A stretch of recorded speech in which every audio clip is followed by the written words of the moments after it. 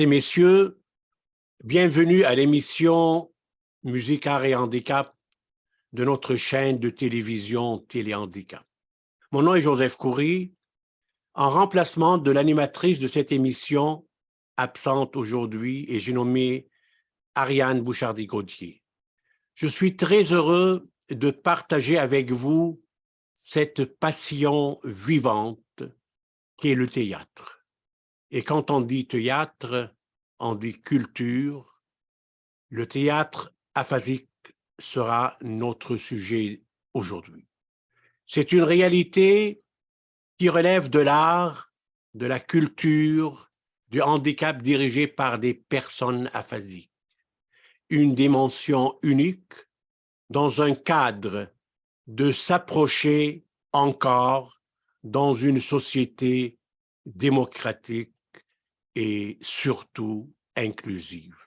Sans plus tarder, il me fait grand plaisir d'accueillir aujourd'hui Madame Isabelle Côté, directrice générale du théâtre aphasique, le théâtre qui fait du bien. Côté, bonjour. Bonjour, merci de m'inviter. Comment allez-vous? Ça va très bien, merci. C'est un honneur pour moi aujourd'hui de vivre cette belle expérience et surtout d'apprendre de vous le sens d'un théâtre aphasique. Vous êtes bachelière de l'École supérieure du théâtre de l'UQAM. En plus, vous êtes enseignante en art dramatique. Par contre, votre passion s'est dirigée, et ce depuis quelque temps, vers la direction pour diriger ce théâtre aphasique pour donner la voix aux sans-voix. Et plus spécifiquement, dans l'animation des ateliers dramatiques. De plus, depuis plus d'une vingtaine d'années, si j'ai bien compris, la troupe contribue au rayonnement du théâtre aphasique, non seulement au Québec, mais aussi à l'étranger. Quel est le lien qui lie Isabelle Côté au théâtre aphasique et vice-versa? En fait, c'est une rencontre. C'est la rencontre d'une amie, Anne-Marie Théroux, qui était une orthophoniste comédienne. Donc, c'est une orthophoniste qui travaillait à l'hôpital de réadaptation Villa Medica, qui avait également une formation de théâtre. C'est là que je l'ai rencontrée, donc, dans mes études en théâtre. Elle est revenue comme à son poste d'orthophoniste, mais avec cette nouvelle formation-là, elle désirait faire quelque chose de particulier. Donc, elle se demandait comment le théâtre pouvait servir les personnes aphasiques. Et elle a décidé de commencer à faire des ateliers, puis rapidement un spectacle. Et puis, en tant qu'amie et collègue et colocataire, elle m'a demandé de venir lui donner un coup de main. Donc, assistance à la mise en scène de la troupe, puis peu à peu, c'est devenu animatrice. Et puis, elle a quitté assez rapidement. Elle m'a légué un peu son organisme en 1996. Donc, vous devinez qu'il y a très longtemps de ça. Et depuis ce temps, donc, je suis à la direction générale de l'organisme, c'est-à-dire que bien sûr du côté administratif, mais je vous dirais que principalement, je m'occupe aussi de continuer, pour moi c'est important, de continuer d'animer des ateliers, de faire de la mise en scène, puis d'être dans la création et d'être encore en contact avec ces gens-là. Donc, j'aurais beaucoup trop de chagrin de rester dans un bureau à ne faire que de l'administration. Mais votre vice-versa, qu'est-ce qu'il vous a apporté, le théâtre aphasique? Ben, le théâtre m'a apporté tellement, en fait, il m'a fait dévier de ma voie. C'est-à-dire que, évidemment, au départ, j'espérais être comédienne. Puis ensuite, j'ai fait un baccalauréat en enseignement du théâtre. Et donc, j'avais commencé à travailler dans les écoles et normalement, j'aurais continué de travailler dans les écoles. Mais j'ai eu un véritable coup de foudre pour les personnes aphasiques. Et j'ai dévié donc vers l'administration de ce théâtre-là parce que je les ai aimés dans tout l'espoir qu'ils donnaient, dans toute leur résilience, dans leur force, leur courage. Moi, je me suis dit que j'allais me nourrir de ça. Donc, il m'apporte beaucoup, énormément à tous les jours.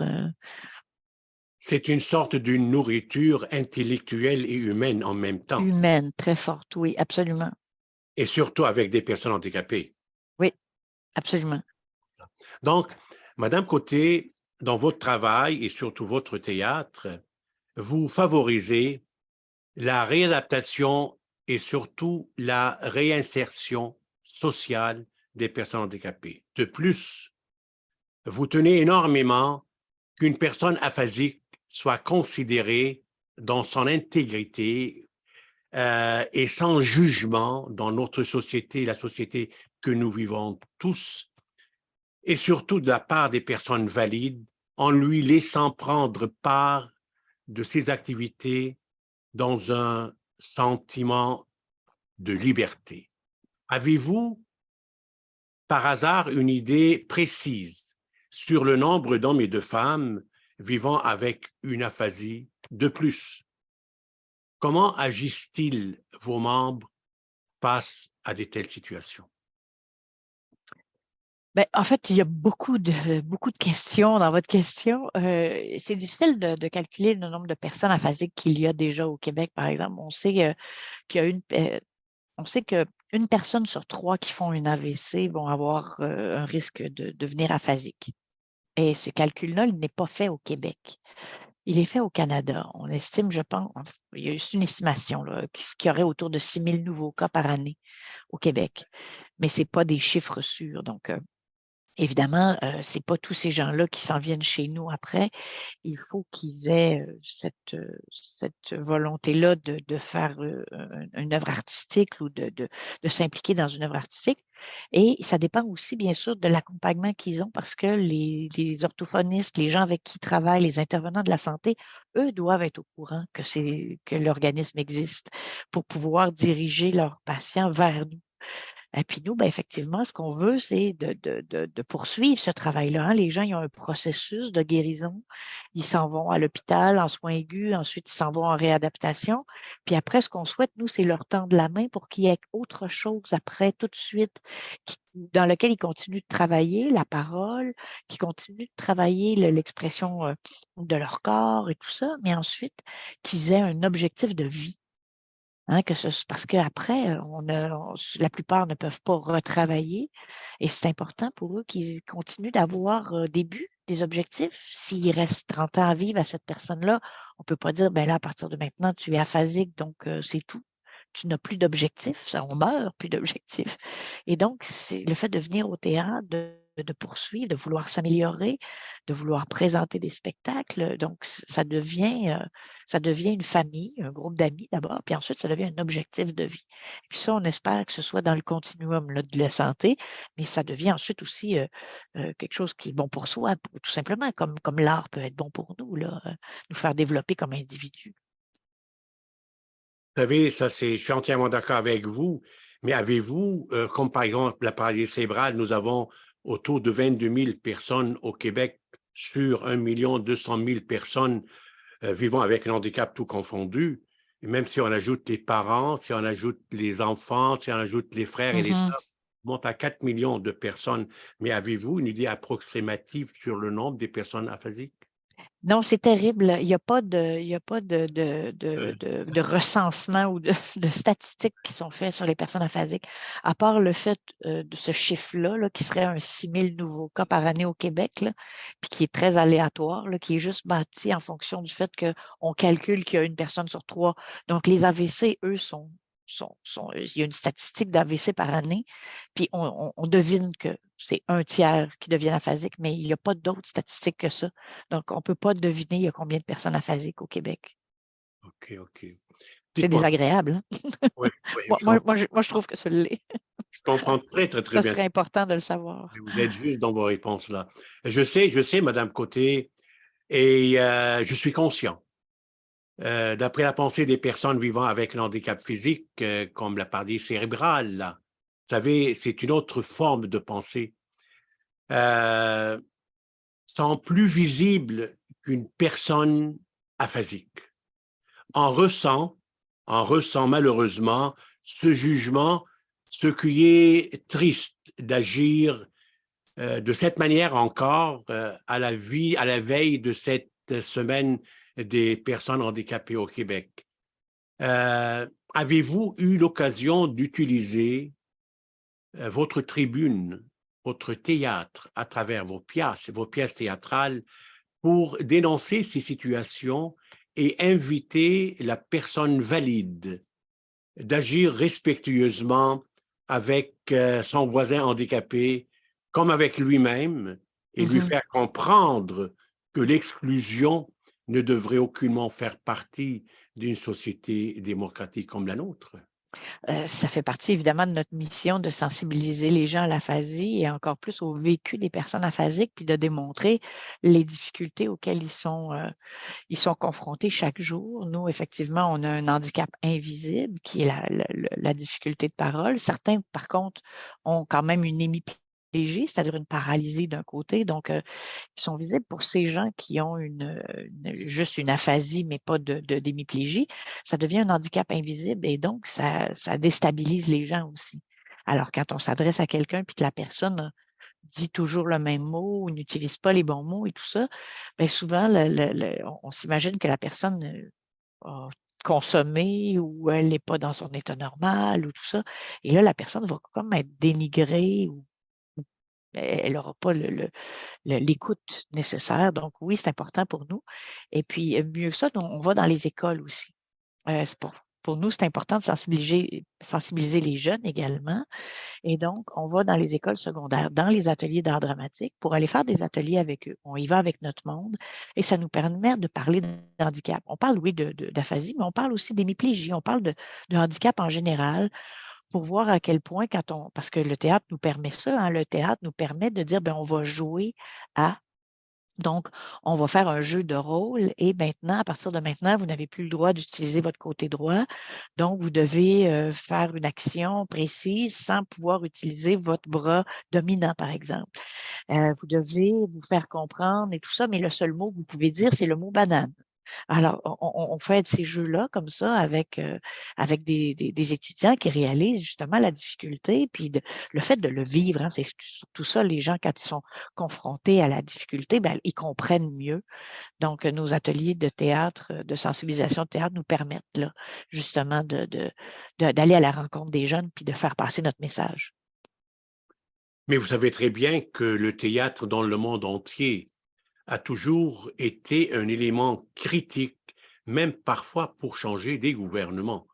Il y a toujours eu cette particularité dans des pièces théâtrales, et pourquoi pas chez nous. Êtes-vous sur les réseaux sociaux? Avez-vous des messages à annoncer souvent avec les journalistes pour influencer cette infrastructure qui est liée ou qui est parfois bornée sur un sujet sans connaître c'est quoi la valeur d'une personne que nous sommes nés ensemble de la même manière Mhm. et nous sommes semblables. C'est par vous autres, là, par les artistes, par les théâtres, par la chanson, que nous sommes en mesure de faire un changement et de faire avancer les causes. Êtes-vous d'accord avec ça? Absolument. Maintenant, ça dépend aussi des objectifs de chacun. Nous, dans notre mission, bien sûr, il y a de sensibiliser à l'aphasie, mais on n'est quand même pas un organisme de défense de droits.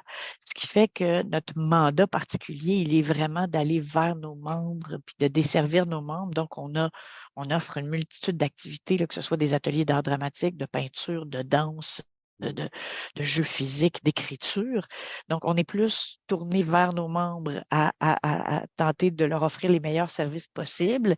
Et bien sûr, il y a la troupe qui, elle, est tournée vers l'extérieur et qui va tenter de sensibiliser. Donc, on n'est pas très impliqué politiquement, je vous dirais, c'est plus la mission de notre regroupement, par exemple, Aphasie Québec le réseau, qui lui est un regroupement qui regroupe toutes les associations de personnes aphasiques au Québec et qui a un mandat davantage d'aller parler et de veiller aux droits des personnes aphasiques, là, donc, et à leur reconnaissance. Oui, nous sommes aucunement impliqués politiquement, loin de là. Mhm. Donner un exemple, ce qui se passe dans le monde. Nous, c'est sûr, nous sommes dans une société démocratique et le rôle des associations, des porte-paroles comme vous avez le théâtre, vous avez la parole, vous avez le micro, votre rôle, c'est d'influencer les personnes vers l'inclusion. C'est un Oui, élément très important. tout à fait. Mais c'est pour ça aussi qu'on s'implique, par exemple, dans le collectif AU, qui est un groupe d'individus qui sont nés. Le groupe est né de Altergo, donc le Ouais, regroupement d'associations de personnes aphasiques. Donc, Altergo a créé le collectif AU. Donc, c'est une multitude d'organisations comme ça qui veillent à faire connaître l'accessibilité universelle. Et donc, c'est un regroupement dans lequel on fait partie puis on s'implique beaucoup, là, qui est important pour nous. mais regardez, peut-être, on ne sait pas qu'est-ce qui nous cache l'avenir ou qu'est-ce qui nous réserve l'avenir. Peut-être les handicaps seraient heureux ou intéressés d'aller capter une pièce théâtrale chez vous et la diffuser partout. Et pourquoi pas? Il s'agit de mettre la main dans la main et aller de l'avant pour se Tout à fait. coordonner nos projets d'avenir là. Écoutez, on va sauter maintenant vers l'atelier, votre sujet phare. Parlez-nous un petit peu de l'objectif essentiel de vos ateliers. Paraît-il que la notion de plaisir, ça veut dire le sourire, est éminemment importante parce que cette formule est le secret de votre réussite. Vos ateliers sont-ils admissibles seulement aux personnes aphasiques ou d'autres personnes avec un certain talent, avec un vrai sourire, pourraient aussi être admissibles à vivre cette expérience avec vos différents groupes d'artistes dans votre théâtre? Est-ce que serait-il possible d'admettre d'autres personnes? En fait, on a déjà ouvert un petit peu les règles de notre mission. Euh, C'est-à-dire qu'au départ, on n'avait que des personnes aphasiques membres du théâtre. Maintenant, on parle de gens avec des problèmes de communication. Donc, il Ah, peut nous arriver effectivement d'accepter dans nos ateliers des gens qui vont avoir des difficultés autres, principalement certaines personnes, par exemple, vont avoir des AVC droits. Alors, si on a un AVC du côté gauche, on peut devenir aphasique. Mais si on a un ACV du côté droit, à ce moment-là, on ne devient pas aphasique. Mais on peut avoir quand même des problèmes, c'est-à-dire qu'on va se retrouver avec une voix, par exemple, sans intonation, une voix recto-tono et un visage sans expression. Alors, les personnes vont venir chez nous et vont faire des activités et des exercices aussi pour justement travailler cette difficulté-là. Donc, il peut y avoir comme ça des gens dans les différents ateliers là, qui nous sollicitent puis qui viennent nous voir. Puis comme on a justement veillé à ce que nos règlements nous permettent d'accepter un petit peu plus large. Évidemment, il faut pas se perdre, puis ça, c'est très clair pour nos personnes aphasiques aussi. Il faut pas se perdre à dire, ben, on ouvre pour tout le monde, puis à un moment donné, le problème avec les personnes aphasiques, c'est justement le fait qu'ils ils ont de la difficulté à parler et leur peur, c'est souvent qu'on devienne trop inclusif de d'autres mondes et qu'eux soient mis de côté parce que comme ils ont de la difficulté à parler, à partir du moment où on accepte des gens qui ont plus de facilité à parler, ben, ils sont éclipsés. ouais. Hein, souvent, des fois, il y a des organismes qui vont accepter, par exemple, c'est aphasie et TCC, Ouais. traumatisé crânien. Et là, le danger, c'est d'avoir des groupes de gens très, très, très parlants versus des groupes de personnes aphasiques, donc justement qui ont besoin de place, qui ont besoin d'espace pour être entendus. Et il faut faire attention qu'ils ne soient pas étouffés, par exemple, par des gens qui, eux, ont cette capacité-là de parler, puis pas toujours la capacité de savoir que, oups, c'est pas tout à fait leur tour. Donc, c'est Écoutez, ça, il faut faire attention. il faut faire attention. C'est ça ce que j'ai Oui, bien. oui, oui. Maintenant, on va rester dans le même sujet parce que c'est un sujet qui m'a touché énormément dernièrement après vous avoir parlé avec des amis à moi et surtout notre vice-premier président de l'Association de parler célibataires de Québec à l'égard de l'intimidation et à l'égard de ce petit laisser-aller quand on passe à côté d'une personne vivant avec un handicap. Maintenant, pouvez-vous par pur hasard, parce que vous êtes la mieux placée pour nous renseigner là-dedans, que vos ateliers permettent aux étudiants de se diriger vers une certaine sérénité et avoir un recul en réfléchissant à un impact qu'ils peuvent causer certaines formes de violence, comme l'intimidation et le harcèlement, surtout dans les écoles, bien connu souvent que c'est un sujet qui est devenu un petit peu social. Vous savez, j'ai été approché par notre vice-président de l'Association de paralysie cérébrale du Québec en lui posant la question sur la réaction de la population relative aux personnes vivant avec un handicap. À ma grande déception, il m'a dit de ne pas se tromper, parce que je faisais la conférence avec d'autres, pas la conférence, la relation avec d'autres pays. Il m'a dit, ne vous trompez pas, on est encore loin de notre objectif, même au Québec, que je considérais le premier au monde là, pour le respect des personnes handicapées. Donc maintenant, pensez-vous dans vos ateliers ou que vos ateliers permettent aux étudiants de se diriger vers une certaine sérénité et avoir un recul en réfléchissant aux impacts qui peuvent causer certaines formes de violence comme l'intimidation et le harcèlement. Qu'en pensez-vous et que se passe-t-il face à cette situation dans la structure, dans la pensée humaine de vos étudiants, dans les cours de classe ou même en public? Bien, écoutez, c'est sûr que là, on parle des classes. Il y a les classes, évidemment, qu'on va rejoindre Ailleurs. de jeunes, d'étudiants, là.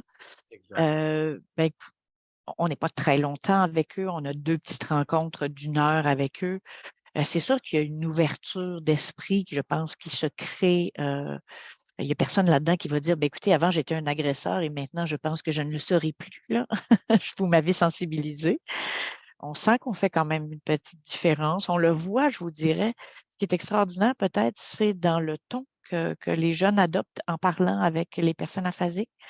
Comme on fait aussi une représentation devant eux, on le voit aussi dans le respect qu'ils ont dans l'écoute de la représentation.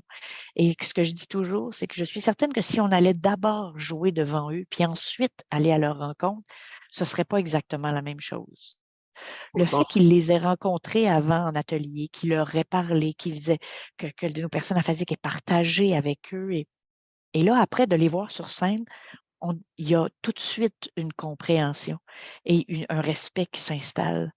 Et jamais on a dû arrêter une représentation dans une école secondaire parce qu'il y avait une forme de non-respect ou Jamais.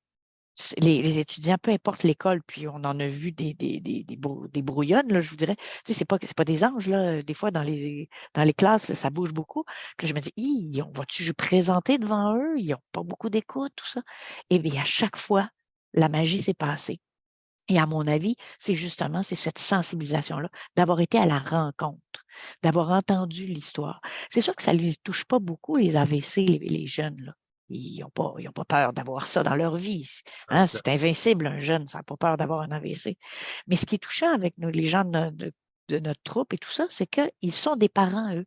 Et beaucoup de nos personnes participantes étaient des parents, de jeunes parents quand ils ont fait leur AVC. Et donc, ils avaient des jeunes ou des adolescents à la maison.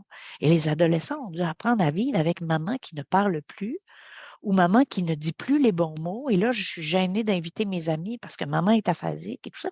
Ils ont eu à vivre ça. Alors, c'est cette réalité-là, moi, que je présente aux jeunes aussi. Quand je leur parle, je dis, là, pour vous, c'est loin, l'AVC, tout ça, ça ne vous dit rien. Mais parlons de telle personne. Puis là, je fais témoigner les gens. Hein, Marie, tu te souviens, tes enfants, ils avaient quel âge quand tu as fait ton AVC? OK, donc, ils avaient à peu près votre âge. Comment ça a été pour eux de découvrir que leur mère allait plus reparler ou remarcher normalement et tout ça? Et là, tout d'un coup, on les sent plus fragilisés. Là. Ah, OK, moi, ça ne m'arrivera pas, mais ma mère, ça pourrait arriver à ma mère. Il y a quelque chose de troublant. On les sent troublés.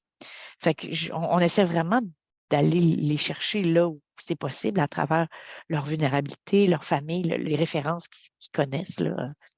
Mais heureusement, nos membres, en général, vivent très peu de l'exclusion, oui, toujours. Très Ouais. peu de violence verbale. Les personnes sont peut-être plus âgées. Il y a peut-être plus de respect dans le milieu de la personne âgée entre elles. Elles comprennent que l'autre a eu un AVC. C'est peut-être moins difficile que dans un monde de jeunes où là, il faut être performant, il faut être surtout pareil comme les autres. C'est tellement important d'être pareil. En vieillissant, on comprend que la différence est là, puis que c'est tant mieux, là. Euh, donc, je ne pense pas qu'ils vivent tant que ça. C'est plus du rejet, je vous dirais. Hein. Avec l'AVC, souvent, ce qu'ils vont voir, c'est les amis, les proches vont s'éloigner. C'est un petit peu plus ça, la réalité. Ouais. Vous savez, dans le temps, Madame Côté, notre association avait organisé différents concerts. Même une fois, on est allé donner des concerts à Paris, à l'UNESCO. On a analysé un avion avec des associations sœurs. Mais ici, au Québec, on a voulu faire 2 concerts, un à Montréal, un à Laval. On avait demandé au chef de police d'être les présidents d'honneur. C'était tout simplement pour sensibiliser la police même, qui font un travail exceptionnel, que quand vous regardez une personne qui marche croche un petit peu sur le trottoir, cette personne n'a pas pris un verre. Cette personne a besoin de vous, de s'approcher de lui et de l'aider. Ça, c'est une sorte de sensibilisation pour donner la place et d'inclusion que cette personne ait fait partie intégrante comme une personne valide dans notre société. Absolument. Je veux terminer un petit peu avec vous, parce que si j'ai bien compris, toujours dans le sujet de vos ateliers et de votre théâtre, vous êtes un théâtre école pour produire et pour instruire l'art dramatique euh, à vos étudiants pour qu'ils puissent comprendre mieux la réalité des personnes en situation de handicap. Je suis conscient, même je dirais très conscient, qu'il en faut du courage et même de la résilience de nos jours, surtout dans cette période pandémique qui a confirmé, et je suis content et je l'espère, que nous sommes tous maintenant des êtres humains semblables, parce qu'ils sont partis tous de la même manière, et ceux qui sont restés de la même manière à cause de cette pandémie. Avez-vous un message de sensibilisation à envoyer aux autorités et à la population à travers Téléhandicap? Ben, moi, mon mandat, c'est beaucoup de parler justement aux personnes aphasiques et de donner de l'espoir et du courage à ces gens-là. Et mon message, j'ai le goût de l'envoyer vers les gens qui imaginent que la vie est finie après un AVC ou après un accident. C'est important de sortir de chez soi. C'est important de ne pas s'isoler. Ce que je dis toujours, c'est que le théâtre aphasique ne sauve pas des vies. On fait pas de miracle. Mais c'est certain qu'on ne peut qu'améliorer la vie des gens si leur réalité, c'est juste de rester chez eux. J'ai dit, c'est sûr, là, c'est certain qu'en restant chez soi, il n'y a aucune amélioration possible. Jamais. Alors, il faut se lever, il faut sortir, il faut aller vers les organismes, les associations qui offrent des services. Et là, nous, on fait du théâtre, ça se peut que ça ne vous intéresse pas. Il y a d'autres choses, il y a d'autres associations. Il y a des associations qui ont des ligues de quilles ou de peu importe. Ce qui est important, c'est de ne pas s'isoler, c'est d'aller chercher ailleurs, de retrouver des groupes de gens qui vont nous accompagner, qui vont nous aider, qui vont nous permettre de nous développer à nouveau. La vie n'est pas finie. Pour moi, il est surtout là, mon message. Et puis, bien sûr, c'est que si on se tourne vers les intervenants de la santé, c'est de croire en nous, les organismes communautaires, et de faire le travail de connexion avec les organismes. S'il n'y a personne qui explique aux personnes aphasiques qu'après leur réadaptation, il y a les organismes communautaires qui sont là pour les aider, bien, ça tombe. Hein? Il faut qu'il y ait un lien, il faut qu'il y ait un lien entre les hôpitaux et les organismes communautaires. Si ce lien-là n'existe pas, les personnes ne vont pas aller faire des recherches d'eux-mêmes. Tu sais, des fois, il y a un proche qui va faire des recherches, mais c'est important, c'est les intervenants de la santé qui doivent dire il y a de la vie, parce qu'il faut qu'ils comprennent, les intervenants de la santé. Tu Ouais. fais de ta réadaptation, c'est quelques semaines, quelques mois. Puis après, comme je dis, il y a peut-être 30 ans encore de vie. Alors, c'est vraiment important de tourner nos personnes, nos patients vers des organismes communautaires en disant, voici la direction vers où tu peux aller et tu vas continuer d'évoluer, tu vas continuer de t'améliorer et surtout, tu vas continuer de développer des buts, des objectifs, des désirs, puis tu vas continuer de vivre. Quel est votre sujet dominant dans vos pièces de théâtre? Avez-vous un sujet qui prend un petit peu plus, où vous êtes influencé par la structure sociale et vous vous engagez tous ensemble là-dedans? C'est sûr qu'on va parler de communication, puis de problèmes de communication. Il y a des pièces qui ont parlé d'aphasie carrément, on n'en parle pas toujours, c'est pas nécessaire, mais c'est sûr que toutes les pièces vont parler de problèmes de communication. Ça reste ça, tu sais, on peut avoir beaucoup de problèmes de communication même en parlant très bien. Parce que la communication, c'est la parole, mais c'est aussi l'écoute. Fait que si personne n'écoute, on a beau parler dans le beurre, ça donne rien. Donc oui, on va principalement parler de ça, de la communication ou du manque de communication. Sûr. Madame Côté, c'était un plaisir pour moi de vivre ces moments et d'apprendre de vous des éléments essentiels dans la vie de chacun, surtout les personnes qui font partie intégrante de la vie communautaire et surtout de la vie des personnes vivant avec un handicap et tout handicap confondu. Donc, je vous remercie chaleureusement de votre participation inspirante.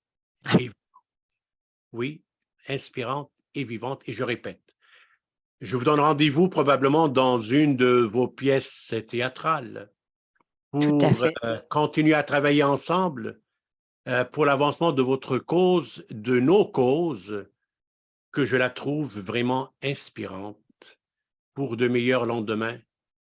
Et je vous souhaite bonne chance du fond du cœur et je vous dis merci beaucoup pour cette collaboration d'aujourd'hui ensemble.